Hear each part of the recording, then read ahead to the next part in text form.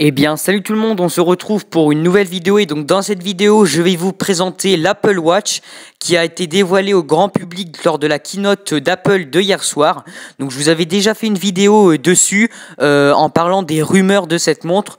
Donc des rumeurs entre guillemets parce que j'avais présenté cette vidéo après la première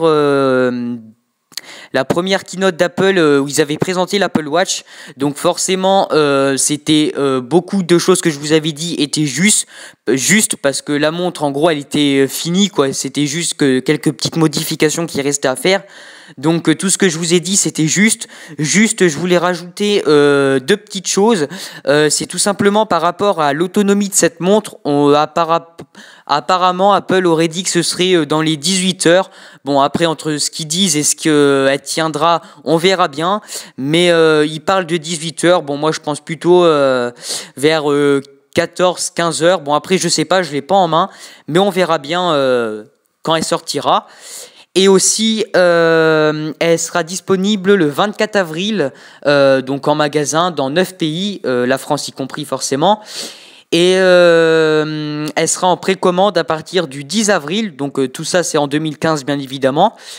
Donc ça va, c'est assez rapidement hein, pour ceux qui sont pressés de l'acheter. Vous n'aurez pas longtemps à attendre.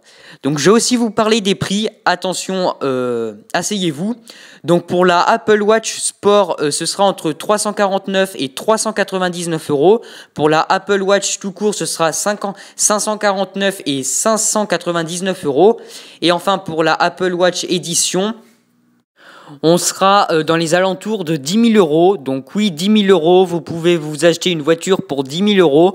Donc franchement, je trouve que c'est exagéré. Après, forcément, c'est des matériaux qui sont, voilà, c'est or, argent, etc. Donc bon, forcément, ils n'allaient pas la mettre à 500 euros. Mais c'est vrai que 10 000 euros pour une montre connectée, je trouve que c'est quand même abusé et je pense pas qu'ils auront énormément d'acheteurs sur cette gamme là. Je pense que les acheteurs partis, ça sera surtout sur l'Apple Watch tout court et l'Apple Watch Sport qui est forcément la moins chère, mais bon, les matériaux sont pas les mêmes non plus, mais ça reste quand même une très belle montre connectée. Mais c'est vrai que 10 000 euros pour une montre connectée, je trouve que c'est quand même abusé, mais bon, si vous avez gagné au loto, profitez-en.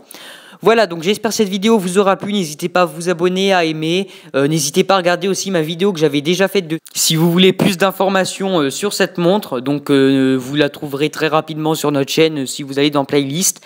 N'hésitez pas à vous abonner, surtout un grand merci parce qu'on est bientôt aux 200 abonnés. Et donc je vous dis à très bientôt pour une prochaine vidéo. Allez, salut!